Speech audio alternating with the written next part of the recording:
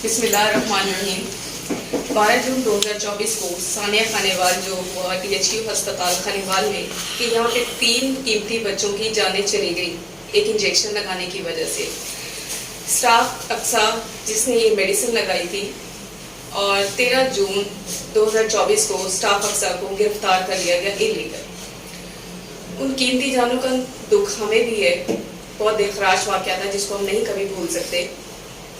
लेकिन इस वाक़े की प्रॉपर एक इंक्वायरी के बगैर स्टाफ अक्सा के प्राइवेट हॉस्टल पे पुलिस ने रेड किया और उसको वहाँ से इंक्वायरी के बहाने गिरफ्तार करके ले गए। आज स्टाफ अक्सा की रिहाई मुमकिन हुई है।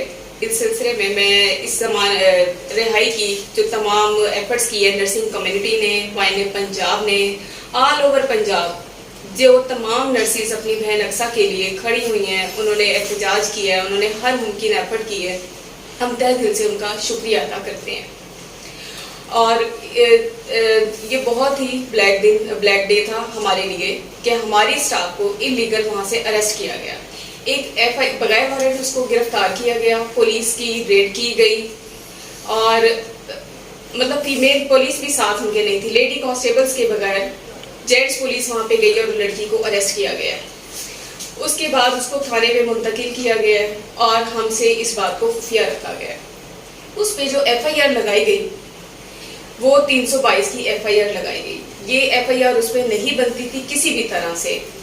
ये सिर्फ इंतज़ामिया और CEO हेल्थ की मिली भगत से FIR की गई ताकि जो जिम्मेदारान है वो बाहर रहे और एक स्टाफ अक्सा, एक कमज़ोर नातवां सी स्टाफ को जो है बलि का बकरा चढ़ा दिया गया। CEO हेल्थ और जो इंतज़ामिया है हॉस्पिटल की वो इसमें पूरी तरह मुलव्विस थी। इंजेक्शन्स की डिटेल से लेके, इंजेक्शन की परचेज से लेके, इंजेक्शन की खरीदो फरोख्त, इस इंजेक्शन की फार्मेसी, इंजेक्शन की स्टोरेज, ये तमाम लोग इस इंक्वायरी में मुलव्विस होते हैं। लेकिन सिर्फ एक अक्सा को ही बलि का बकरा क्यों बनाया गया? अक्सा मासूम है, बेगुनाह है, लेकिन उस पे FIR में दफ़ा 322 लगाई गई। अगर उसने और इसी FIR में जिक्र किया गया है कि उसने गफलत और लापरवाही की। गफलत और लापरवाही पे दफ़ा 319 लगाई जाती है जो कि बेलेबल होती है। अब उस पर 322 जो दफ़ा लगाई गई है वो सिर्फ CEO हेल्थ और हस्पताल की इंतज़ामिया की तरफ से लगाई गई है ताकि किसी सूरत उसकी बेल मुमकिन ना हो और वो कैद में रहे और जो जिम्मेदारान हैं वो माफियाज हैं वो अपनी करप्शन, अपनी लूटमार का सिलसिला जारी रखें। बच्चों की जो तीन बच्चों की डेथ हुई है, हमें भी उनका बहुत दुख है। हम भी बच्चों वाले हैं, हम एक मसीहा हैं, हम जिंदगी देने वालों में से, तो हम कैसे सोच सकते हैं कि हम किसी की जिंदगी ले सकते हैं। ये एक बहुत सया दिन था जब स्टाफ अक्सा को अरेस्ट किया गया था और ये हमारी पूरी एक नर्सिंग कम्युनिटी पे एक धब्बा लग गया है कि नर्सेज इंजेक्शन गलत लगाती हैं। अब इस इंजेक्शन के लिए प्रॉपर इंक्वायरी बैठनी चाहिए थी। इसमें तमाम उनको जो भी मुलविस होते हैं, आपके फार्मेसी वाले, आपके परचेज सेक्शन, आपके स्टोरेज वाले, उन सबको इसमें इन्वॉल्व किया जाना चाहिए था। उसकी एक प्रॉपर इंक्वायरी होती और फिर इसके बाद जो है वो प्रॉपर इंक्वायरी के बाद जो भी जिम्मेदारान थे उनको सजा दी जाती, लेकिन ऐसा नहीं हुआ। इसमें सिर्फ स्टाफ अक्सा को ही बलि का बकरा बनाया गया। हमारी स्टाफ अक्सा मासूम है, इनोसेंट है। और अगर आप देखा जाए स्टाफ अक्सा सिर्फ एक वार्ड में, 3 वार्ड में अकेली स्टाफ काम कर रही थी और किसी भी तरह से हर मुमकिन तरीके से उसने कोशिश की कि वो बच्चों की जान बचा सके। जैसे ही मेडिसिन का रिएक्शन हुआ वो उन बच्चों को लेके भागती रही है, डॉक्टर्स के पास गई है उन बच्चों को लेके कि किसी तरह से बच्चों को रिससिटेट किया जाए। और जनरल वार्ड में 11 पेशेंट्स के लिए एक नर्स होनी चाहिए, लेकिन हमारे हॉस्पिटल्स में क्या होता है कि 30 मरीज हों, 40 मरीज हों, 50 मरीज हों, वहाँ पे सिर्फ एक नर्स होती है। अब उस नर्स ने उन पेशेंट्स की सबकी दवाइयाँ भी देनी है, उसने उनके वाइटल्स भी करने हैं, यहाँ पे वो सारी ब्लड ट्रांसफ्यूजन भी कर रही है, बच्चों की IV लाइन्स भी चेंज कर रही हैं। इसका टोटल जिम्मेदार पंजाब हुकूमत है। क्यों उन्होंने पहले ही दिन इंटरवीन करके ये मामला खत्म नहीं किए? क्यों उन्होंने बच्ची को बाहर निकालने, रिहाई देने की बजाय हॉस्पिटल बंद करने को प्रायोरिटी दी? उनको चाहिए था ना कि ये मामला संगीन है, वो दरमियान में आते, एक जो हुकूमत होती है वो माँ का किरदार अदा करती है, तो उन्हें माँ का किरदार अदा करना चाहिए था। वो दरमियान में आते और इस मामले को हल की तरफ लेके जाते, लेकिन उन्होंने ऐसा नहीं किया। उन्होंने रिजिडिटी दिखाई, उन्होंने वही फिरौनियत दिखाई जो उनका शेवा रहा है हमेशा से। पंजाब हुकूमत ने वही सारा कुछ किया जो वो हमेशा से करते हैं, और ऊपर से वो अपने बयानात, और हम क्रैकडाउन करने जा रहे हैं। इनके पास लाइसेंस है बंदे मारने का, अपने ही बयानात की वजह से उन्होंने और गैर जिम्मेदारी का सबूत दिया। देखें, हम लोग बिल्कुल ये नहीं समझते कि हमें हॉस्पिटल बंद करके बहुत खुशी होती है। हमें बोर्ड्स पे बैठने वाले लोग नहीं हैं, हम मरीजों को अपने हाथों में उठाने वाले लोग हैं।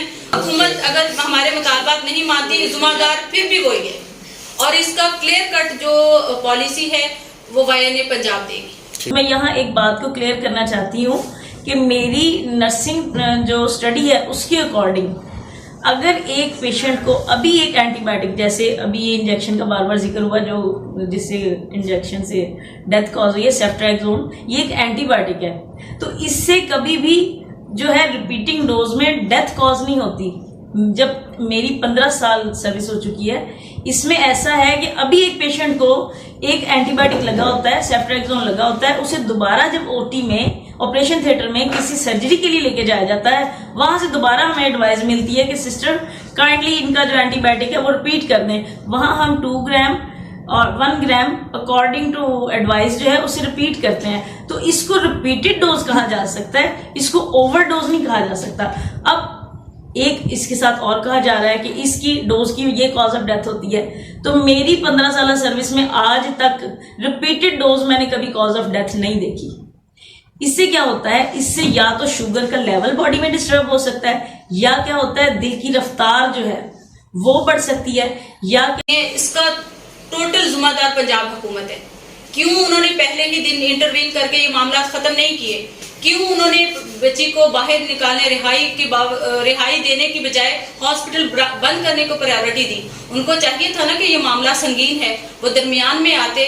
एक जो हुकूमत होती है वो माँ का किरदार अदा करती है, तो उन्हें माँ का किरदार अदा करना चाहिए था। वो दरमियान में आते और इस मामले को हल की तरफ लेके जाते, लेकिन उन्होंने ऐसा नहीं किया। उन्होंने रिजिडिटी दिखाई, उन्होंने वही फिरौनियत दिखाई जो उनका शेवा रहा है हमेशा से।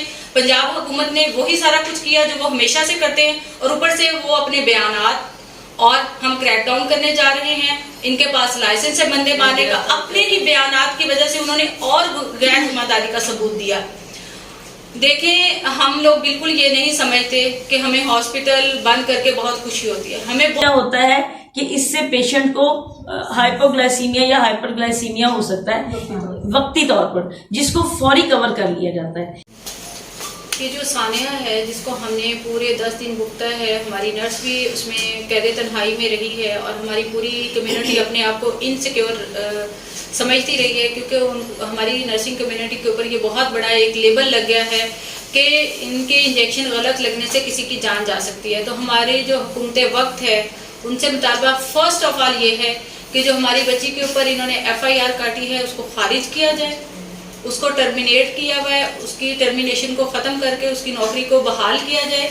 हमारी एक हेड नर्स जो इसी हॉस्पिटल की हैं और यहाँ की जो इंतज़ामिया है उसने उसको सस्पेंड कर दिया है, मुअत्तल कर दिया है, उसकी नौकरी को बहाल किया जाए।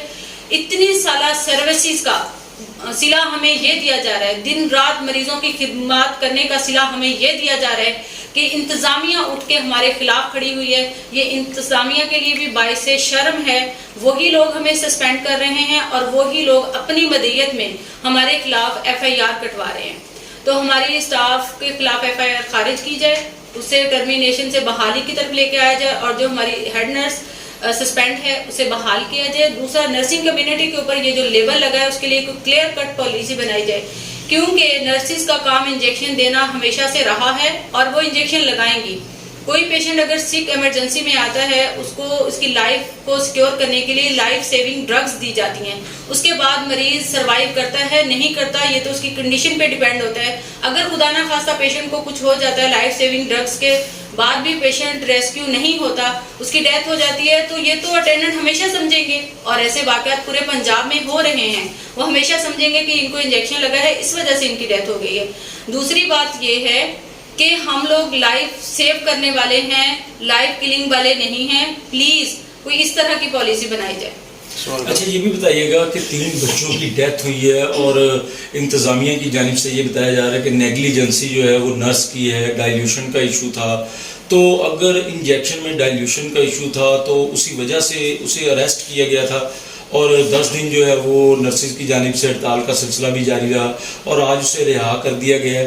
आपकी बात हुई तो डाइल्यूशन के हवाले से उनसे क्या बात हुई आपकी कि कहाँ पे गफलत थी? आखिर 3 बच्चों की मौत वाक़या हुई है तो किस वजह से ये वाक़या हुई? जो 3 बच्चों की डेथ हुई है उनके दुख में, उन वालिदैन के दुख में हम बराबर के शरीक हैं। ये नहीं होना चाहिए था।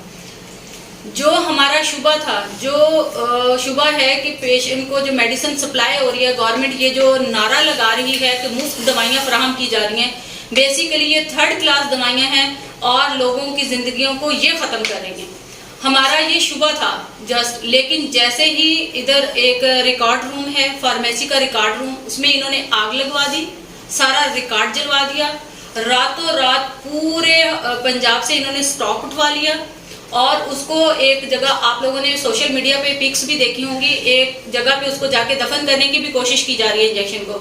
तो जितनी इंतजामिया है, इन्होंने इस बात को, जो हमारा शुबा था उसे ये लोग पक्का कर गए हैं और हमें पूरे सबूत मिल गए हैं कि ये लोग नाकिस दवाइयाँ दे रहे हैं जिनकी वजह से लोगों की जान जा रही है। ना कोई डाइल्यूशन का मसला था, वो पाउडर फॉर्म में इंजेक्शन आता है, उसे डिस्टिल वाटर में ही डाइल्यूट किया गया है, पूरे SOPs के तहत उसे वो किया गया। वो हमारी रजिस्टर्ड नर्स है और वो पिछले 3 साल से इसी रिलेटेड वार्ड में काम कर रही है। वो कि नई अपॉइंट नहीं हुई थी, बाकायदा उसने 5 साल का डिप्लोमा किया हुआ है, उसकी रजिस्ट्रेशन, उसका मतलब रजिस्टर्ड है वो PNC से। ऐसा कोई सीन नहीं था कि उसे SOPs का नहीं पता था या डाइल्यूशन का नहीं पता था। ये सब कुछ जो कुछ भी हुआ, ये नाकिस मेडिसिन सप्लाई की वजह से हुआ है। अच्छा।